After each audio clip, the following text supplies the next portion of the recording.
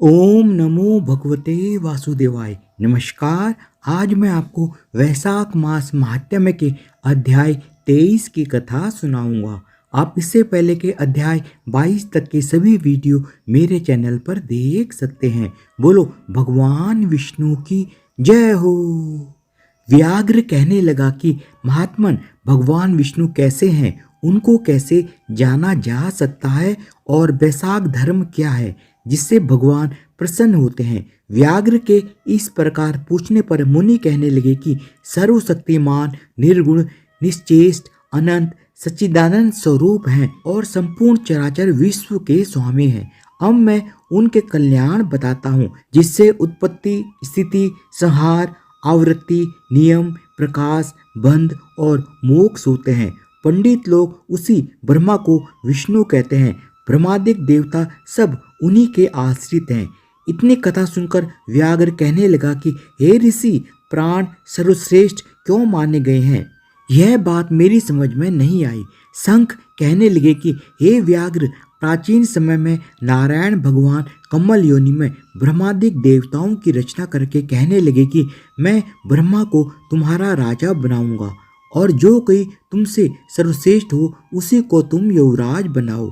जब देवताओं ने यह बात सुनी तो आपस में युवराज बनने के लिए सब विवाद करने लगे, और जब कुछ निर्णय न हुआ तो फिर भगवान के पास जाकर कहने लगे, भगवान, हमको तो कोई भी सर्वश्रेष्ठ दिखाई नहीं देता, इसका तो आप ही निर्णय करिए।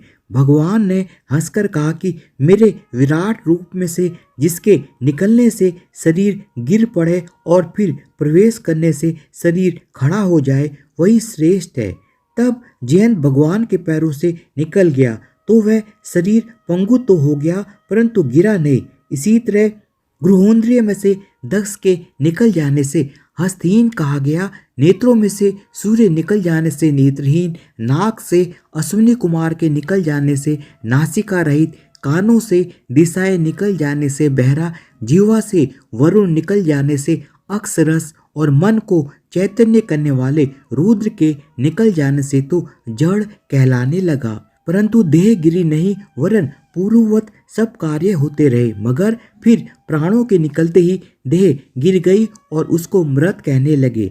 तब सब देवता आपस में कहने लगे कि हम में से इस देह को उठाने में समर्थ होगा वही सर्वश्रेष्ठ एवं युवराज होगा।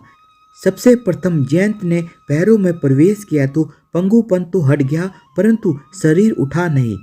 दक्ष घुमोन्द्रियों द्वारा प्रविष्ट हुआ, इंद्र हाथों द्वारा, सूर्य नेत्रों द्वारा, अग्नि वाणी द्वारा, रुद्र मन के द्वारा प्रविष्ट होने पर भी देह उठी नहीं। सबसे अंत में प्राण के प्रविष्ट होते ही शरीर उठ खड़ा हुआ। इसी कारण प्राण सर्वश्रेष्ठ और युवराज बना। तब प्राण के सम्मान के लिए सब सामदेव का गान करने लगे। इसलिए स्थावर और जंगम आत्मा के लिए यह सृष्टि प्राणात्मक है।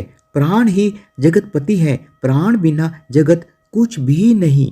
धन्यवाद। इसी के साथ वैशाख मास महात्म्य के अध्याय 23 की कथा समाप्त होती है। आप इससे पहले के अध्याय 22 तक के सभी वीडियो मेरे चैनल पर देख सकते हैं। बोलो भगवान विष्णु की जय हो।